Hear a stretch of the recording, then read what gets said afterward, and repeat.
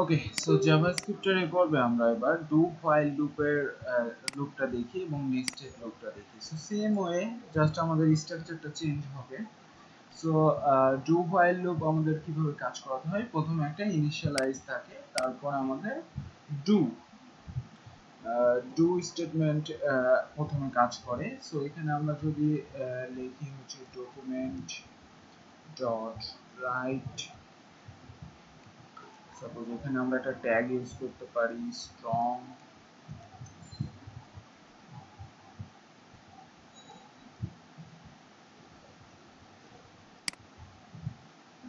Outer loop.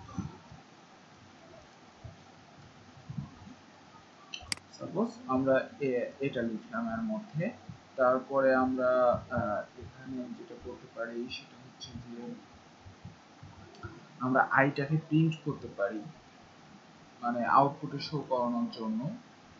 Document dot right, suppose আমরা দিলাম I. আচ্ছা, এবার আমরা এখানে দিলাম আই প্লাস প্লাস, মানে এক এক ধাপ করে বাড়ে। এটা মেইনলি হচ্ছে স্ট্রাকচার। ওকে, সো আমরা এইটার যদি এখানে হোয়াইল আমাদের হচ্ছে একবারই এটা করে ফেলি, সো এখানে আমাদের হোয়াইলটা লিখতে হয়, অর্থাৎ কন্ডিশনটা।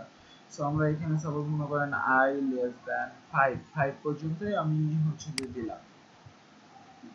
সো আমাদের এই লুপটা হয়ে গেছে। এখন এই লুপের মধ্যে আরেকটা লুপ আমরা কাজ করাবো, তাই না? সো আমি এটাকে সেভ দিয়ে যদি একটু আউটপুটে দেখতে চাই যে আসলে আমাদের এটা আসে কিনা। সো এই যে আউটার লুপ আমাদের কাজ করতেছে, বাট আমরা হচ্ছে যে একটা বিআর দিই, তাহলে আরো ভালো মতো বুঝতে পারবো ব্যাপারটা।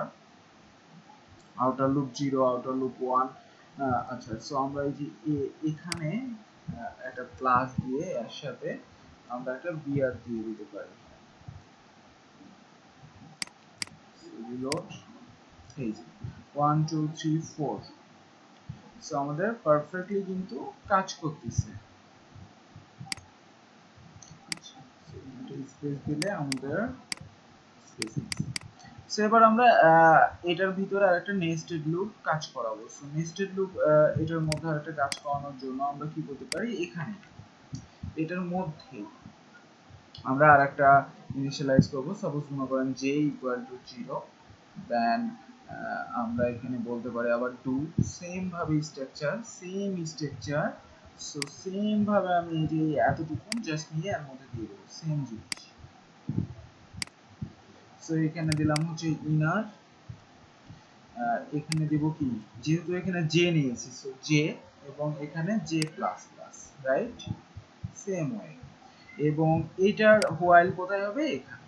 সো এখানে হোয়াইল কন্ডিশনটা অর্থাৎ কতদূর পর্যন্ত যাবে, সো জে লেস দ্যান 5 পর্যন্ত। সো আমাদের এটা আগে কাজ, আমাদের আউটার লুপের মধ্যে এটাও 5 বার করে ইনার লুপ এখন কাজ করবে। সো রিলোড, এই যে। সো ইনার লুপে আমরা স্ট্রংটা কেটে দিই, তাহলে আরো ক্লিয়ার বুঝে যাবে। স্ট্রং, রিলোড, এই যে।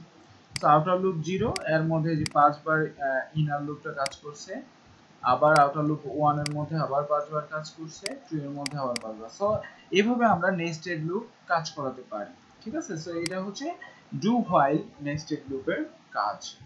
ওকে।